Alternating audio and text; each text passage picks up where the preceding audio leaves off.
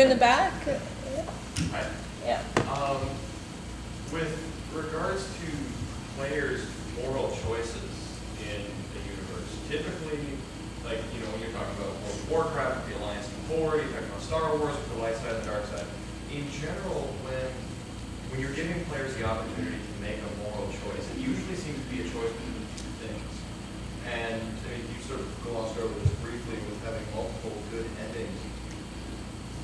Do you see it at any point being accepted that players should be in like more of a gray area, and to not try to alleviate that problem by simply saying, oh, well, there are 4 factions now, but having some kind of a spectrum that players can explore in a number of directions? Yeah. Well, I think one of the things that you see in a lot of games is that moral choices are boiled down into, do I act good, neutral, or evil?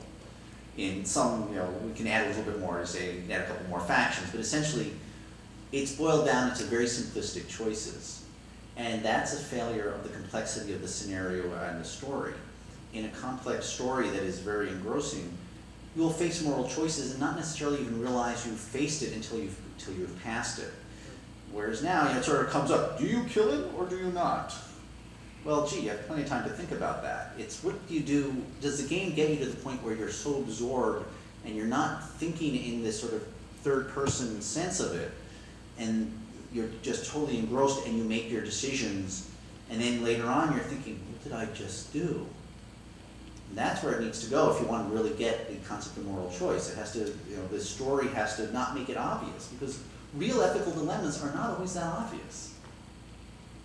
I think the gentleman's question was a little bit more about the ambiguity of allowing some ambiguity of the moral choices. Is that, if I get your question? That was partly it, and also in a sense of like allowing a player to basically stand up for something that he believes in himself without necessarily being constrained to a choice of saying, do you believe in this or this? Right. So again, the game that comes back to a game that actually creates consequences based on what you do, instead of having one through line that you're supposed to follow. That's the moral thing, and a lot of ways to fall off from that.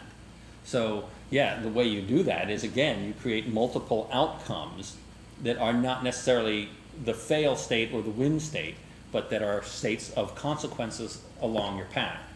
And then that's tough game design, because you have to create multiple states for each of these outcomes. A lot of writing. Well, yeah, unless you find a way to do it, you know, in a procedural way, and maybe Will Wright's, you know, when Will Wright does an RPG, there'll be procedural ways to resolve this. No, but I mean, I jest, but only part way, because I do think that that procedural gameplay is also going to be the future and writers have to think in a whole new way, because even really good programmers have trouble with, you know, creating procedural constructs for games. But I think writers should be, and good writers should be the ones driving that process. I mean, the future of story and writing, I think, is tremendously bright, is really fresh.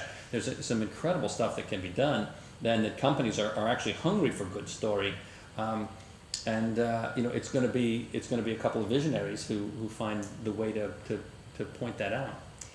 Gentleman in the back over there? Yes, I write and edit for a living, and for me it's always been a very solitary experience.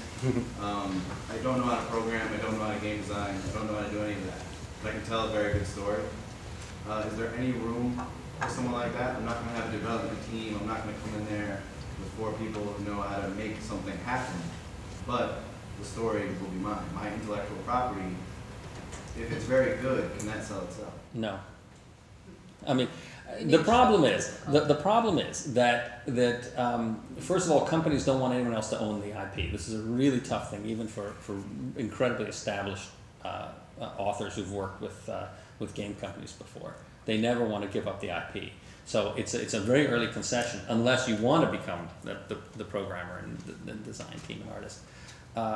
It's very tough to own it. Now, if you're willing to let the company have it, there's a lot of room to develop your craft and create good material, but it's real tough.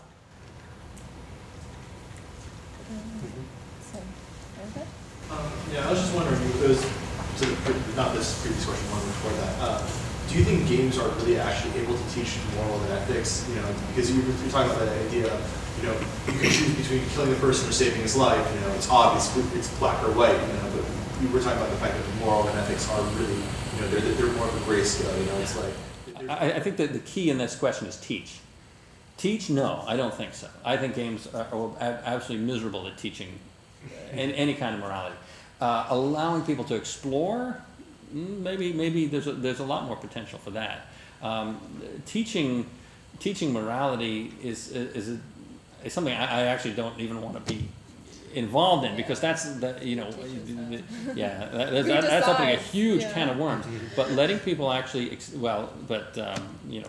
Richard Garrett, Lord British, might disagree, but actually exploring what your own ethical code is, what your moral system is in a universe that may have a different moral structure. I mean, when you think about it, the lawful good character in D&D is a pathological murderer and thief. That's just the way it is. And all these games that have kind of borrowed from D&D, that have kind of incorporated in an unthinking way the structures of Dungeons and Dragons, have also incorporated this idea that you may be a priest of the most lawful goody-goody religion there is, but at the end of the day, you're still going out and finding indigenous people and killing them and taking their stuff. You're Christopher Columbus. So what is the moral frame of reference of that? Tell me how that guy is good. Tell me how he is unambiguously moral. But again, games can explore these things instead of unthinkingly, uncritically regurgitating them. I think you have the question, what does it mean to teach ethics? A game is certainly a wonderful vehicle to allow people to make decisions, and if you design the game well, experience consequences of those decisions, and whatever they might learn from that experience, they might learn. I mean, certainly in a live game, if you break promises and double cross enough people, sooner or later, people will figure this out, and you will probably not live out the game, assuming it's a game in which you can get killed. And if it's one where you can't, you can be pretty sure that they'll find some other way within the political structure of the game to explain why people are so unhappy with your ethical decisions. But does it teach it? Only in the sort of the global sense that it teaches you that your actions matter and that how you interact with other people will affect how they'll interact with you. I actually, as a part of what I do, I speak with young people across the country, and it's thousands and thousands, and I get to do a lot of one-on-one with students from 5th and 6th grade all the way through college, and I believe that that video games have been hugely influential and are a medium that is still on the rise. And while I don't know that it can teach what you're talking about, or should, I'm not sure, but they do teach cause and effect, and that's actually really important, particularly for kids who are being brought up in chaotic environments, where they have an almost existential view of the world, and therefore are liable to act out or do something that could even be construed as bullying or violent or something like that. Kids who gravitate toward video games are understanding that there may be consequences, or learning that there may be consequences to such actions. What the moral basis for that is another story altogether. But there is cause and effect, and almost more importantly, at least for me, they're teaching some sense of narrative flow, and that's really a room for a growth option for video games, because as the narrative becomes stronger and yet more complex, I think that can only be good, because the youth of today need to understand narrative and need to be able to speak in ways that convey beginnings, middles, and ends, and full thoughts. And so we only have time for one more question, so who has a really great question?